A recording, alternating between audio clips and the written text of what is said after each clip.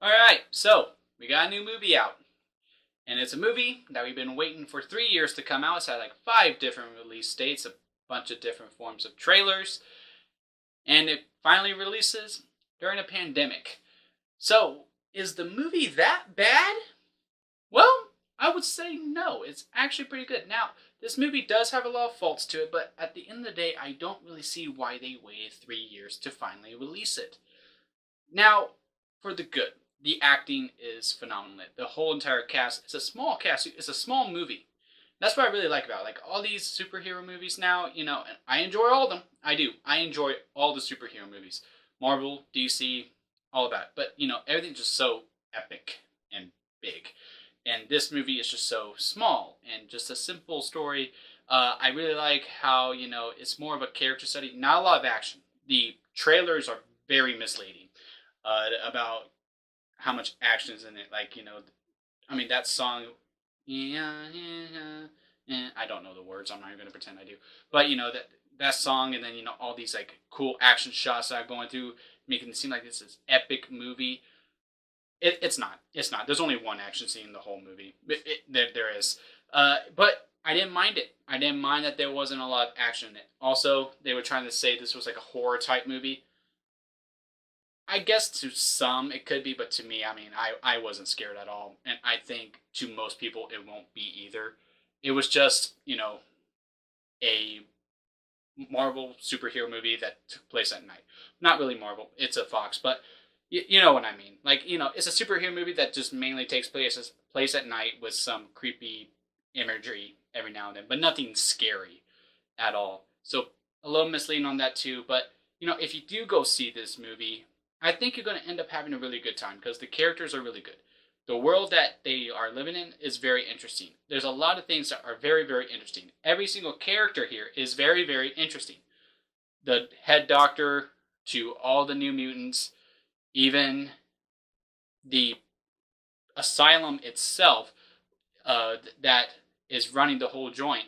It's also very interesting to see. But then there becomes the problems that everything's so interesting to see, but with the runtime of like what, an hour and 30 minutes, I believe it is, it's very rushed and very jam packed. And there's like you have such a lot of cool stuff that it just doesn't mesh well, and it just doesn't marinate at all. Like I don't really live and breathe in it, and a lot of things are just explained through exposition, and people just say what happened to them, which I get.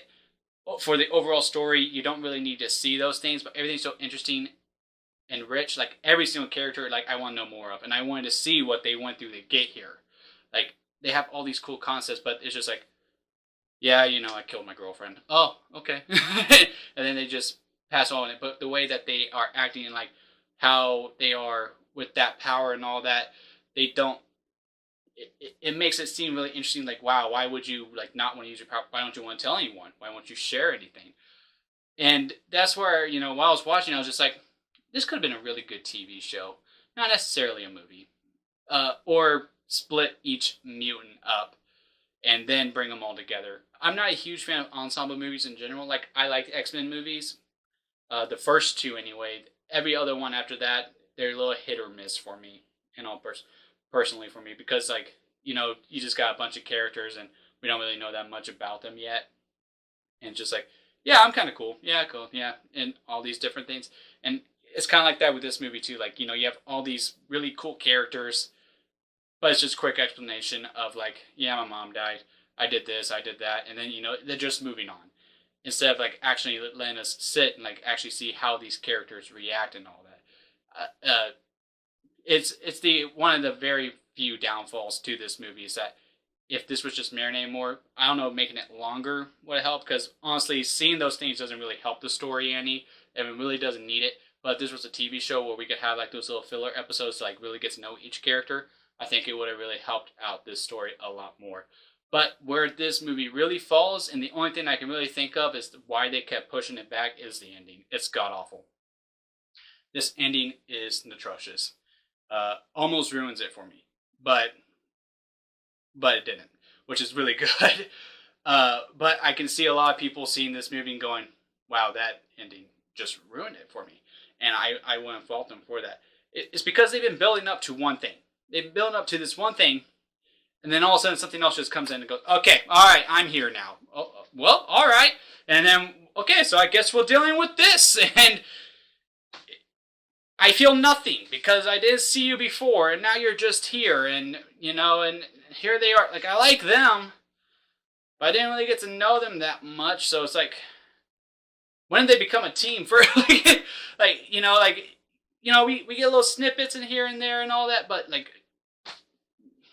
I could care less for what is happening. And like what they were first building up to, I was like, I'm in. And then this other person just comes in and it's just like, okay, well, whatever.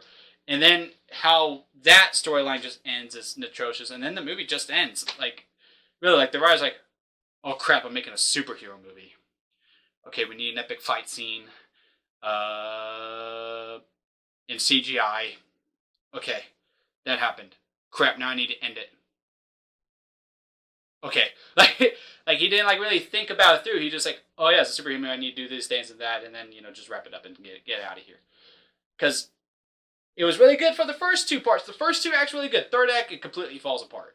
But I still end up having a really good time. I like this. I would love to see them again, but unfortunately, we know we won't because of the Fox and Disney merger, and it sucks. It sucks, but I get it. Like there was actually supposed to be a post-credit scene while I was looking up for this movie.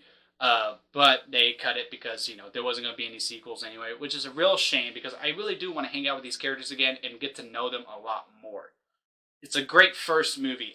I could just tell, like, they were really building up, like, a trilogy here for this and all that.